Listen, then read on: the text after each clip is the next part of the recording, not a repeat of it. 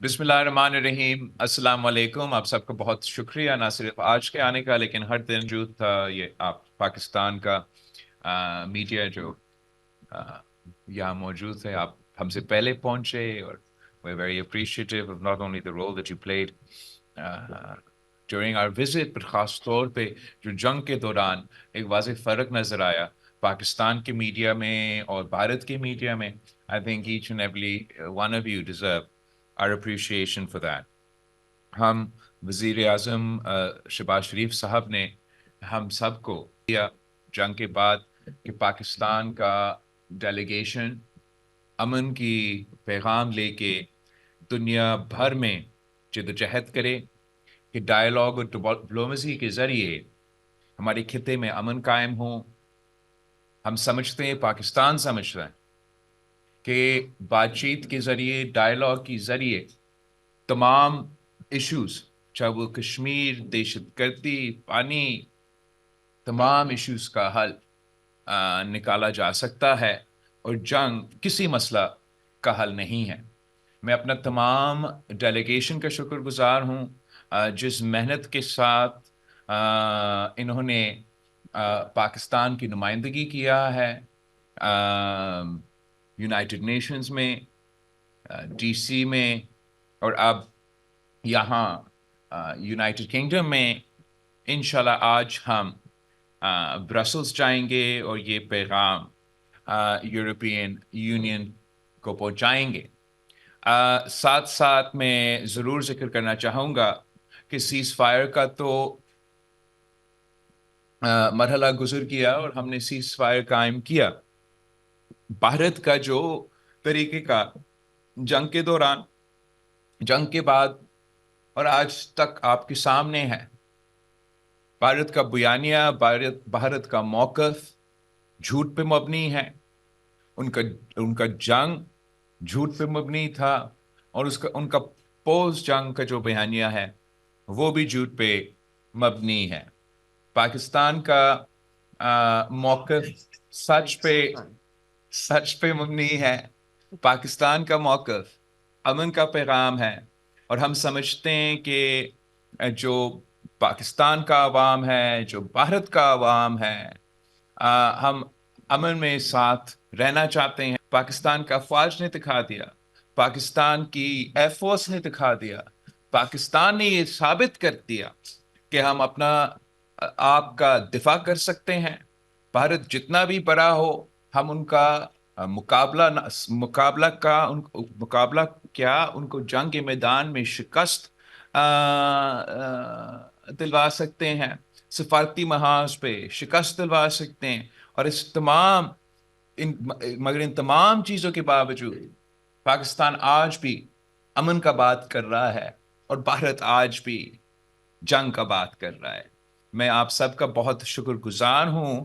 اب ہم چاہیں گے کہ اگر آپ کے کوئی سوال ہو تو آپ یا مجھ سے پوچھیں یا میرے ڈیلیگیشن کے ممبران سے، اگر آپ کے کوئی سوال ہو ان کا نام لے کے ان سے سوال کریں، and we look forward to answering your questions۔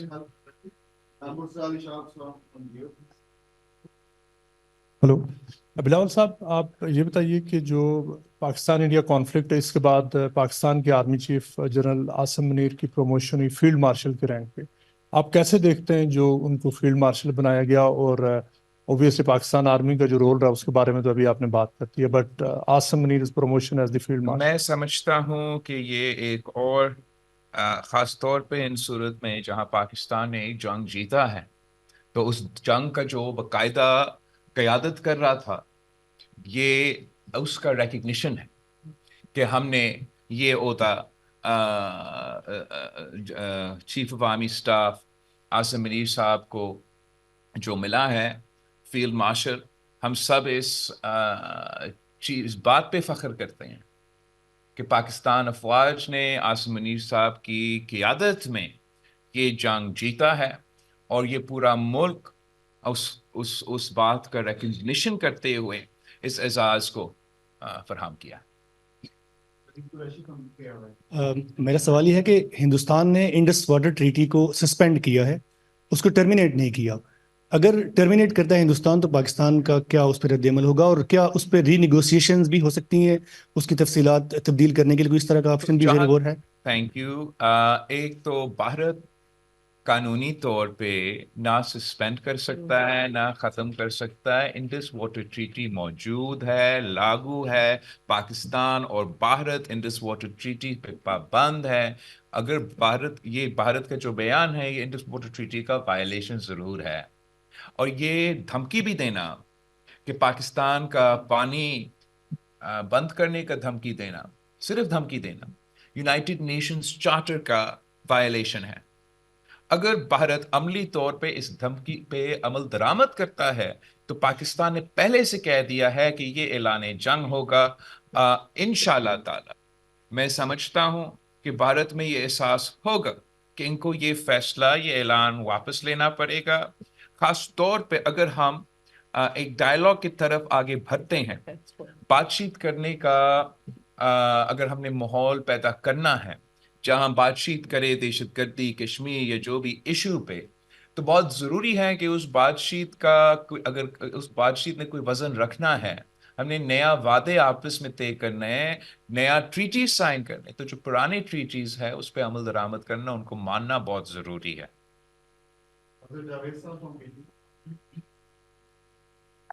جی السلام علیکم بلال صاحب. Azhar Javed from P T V and Azad news.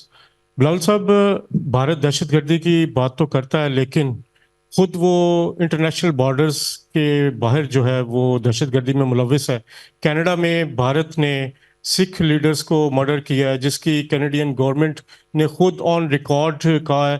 5 eyes ہیں جو انہوں نے بھی اس کی تصدیق کی ہے. امریکہ میں ایک بھارتی شہری کے خلاف گرپنتونت سنگھ پنو جو خالصتانی لیڈر ہیں، سکھ فار جسٹس کے رہنما، ان کا ایک جو حملہ ہوا اس کا کیس چل رہا ہے. تو بھارت کی ساری صورتحال میں آپ کیا سمجھتے ہیں کہ انٹرنیشنل کمیونٹی کو ان کی یہ جو کراس بارڈر دہشت گردی، اور پاکستان میں اب انہوں نے کراس بارڈر دہشت گردی کی ہے، اس پہ ان کا کیا، آپ کا کیا؟ اور دوسرا سپلیمنٹری ایک سوال سکھوں سے ریلیٹڈ ہے. سکھ جو ہیں وہ پاکستان کے ساتھ کھڑے ہوئے جب یہ ایک سارا کنفلکٹ آیا، جو کینیڈا میں، امریکہ میں، یہاں پہ سکھ ہیں وہ پاکستان کی سپورٹ کر رہے ہیں، وہ خالصتان کا مطالبہ کر رہے ہیں. یہ دو چیزوں پہ جہاں تک آپ نے بہت اچھا سوال پوچھا ہے.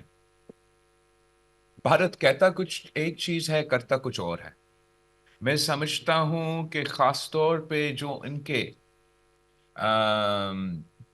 ٹارگیٹڈ کیمپین رہا ہے سکھ ایکٹیوسٹ کے خلاف دنیا بھر میں، یہ ایک کنٹریبیوٹنگ فیکٹر ہے جس کی وجہ سے اس بار جب وہ اس قسم کے الزامات پاکستان پہ لگا رہے تھے تو دنیا اس انداز سے ان کے ساتھ کھڑا نہیں. اس لیے پوری دنیا کو معلوم ہے کہ بھارت نے سکھ ایکٹیوسٹ کو ٹارگٹ کیا ہے، قتل کیا ہے، اور وہ بھی یا کرمنل گینگز کو پیسہ دے کے یا دہشت گردوں کی تنظیموں کو کیسے پیسے دے کے انہوں نے یہ قدم اٹھائے ہے.